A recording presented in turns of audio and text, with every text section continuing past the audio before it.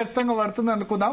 ఒకటి final question, మీకు చిరంజీవి కుటుంబంతో అయితే సన్నిహిత సంబంధాలు ఉన్నాయి, కట్టింగ్ అక్రాస్ పొలిటికల్ స్పెక్ట్రమ్ కదా? ఉన్నాయి. సో అదే సంబంధం కంటిన్యూ అవుతుందా ముందు కూడా? ప్రజారాజ్యం పార్టీలో ఉన్నప్పుడు చిరంజీవి చాలా మంచి వాల్యూ ఇచ్చారు మీకు కదా? సో అదే సంబంధం కంటిన్యూ అవుతుందా? కంటిన్యూ అవుతుందా ఫ్యూచర్ లో కూడా? రాజకీయాలకు అతీతంగా మాకు అన్నయ్య గారన్నా వాళ్ళు ఎవరన్నా మాకు హై రెస్పెక్ట్ అండి.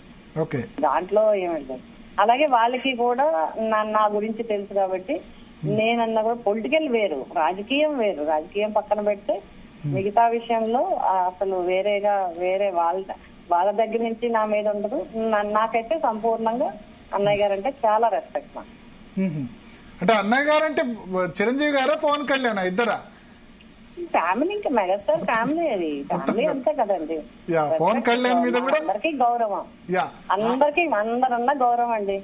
దాంట్లో ఎవరు నాగబాబు గారైనా ఎవరైనా సరే రెస్పెక్ట్ అయితే మాత్రం 100% మాకు రెస్పెక్ట్. సో లక్కీ అంటే నేను చూసాను చాలా కాన్స్టిట్యున్సీస్ లో పర్సనల్ క్రిటిసిజం అన్నది జరిగింది. మీ కాన్స్టిట్యున్సీలో పర్సనల్ క్రిటిసిజం చేసుకోకుండా ఓన్లీ పవన్ కళ్యాణ్ చేయలేదు, మీరు కూడా చేయనట్టున్నారు. నేను ఎప్పుడు చేయలేదు. మా కాన్స్టిట్యున్సీకి వచ్చాక ఇంకెవరు కూడా చేయలేదు. నేను ఒకళ్ళు చేస్తే ఒప్పుకొని నేను చెయ్యను కూడా. సో అంటే పూర్తిగా విధానాల మీద జరిగింది ఎలక్షన్.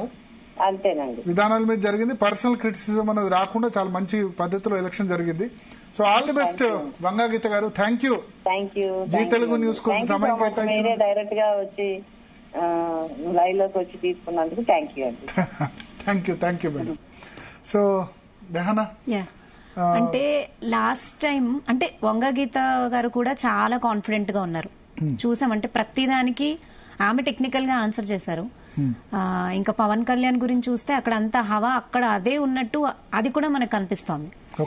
అయితే మీరు చెప్పినట్టు లాస్ట్ టైం 2 కాన్స్టిట్యున్సీస్ లో ఆయన కంటెస్ట్ చేశారు, గాజువాక, భీమవరం. ఇప్పుడు ఓన్లీ ఒక్కటే సెలెక్ట్ చేసుకున్నారు. సో ఎందుకు అంటే దీని మీద ఏం చెప్పుకోవచ్చు? అంటే దీని ముందు అంటే ఒకటి ఏంటంటే ఆయన ఒక సలహా ఇచ్చారు ఆయనకు, అర్బన్ కాన్స్టిట్యున్సీస్ కు వెళ్ళకండి పవన్ కళ్యాణ్. మీరు భీమవరం, గాజువాక 2 అర్బన్ కాన్స్టిట్యున్సీస్ కు వెళ్లారు. పూర్తిగా అర్బన్ ఓరియంటెడ్ కాన్స్టిట్యున్సీస్. అక్కడ ప్రజల ఆస్పిరేషన్స్ వేరే ఉంటాయి. చంద్రబాబు నాయుడు కుప్పం పూర్తిగా గ్రామీణ ప్రాంతం, పులివెందుల గ్రామీణ ప్రాంతం. అక్కడికి వెళ్తే అక్కడ ప్రజలు ఇటువంటి ఫిల్మ్ స్టార్స్ గానీ టైం ఎక్కువ కేటాయించకుండా వాళ్ళకి అడ్జేస్తారు. కాబట్టి అది వెళ్ళండి అని సలహా ఇచ్చారు.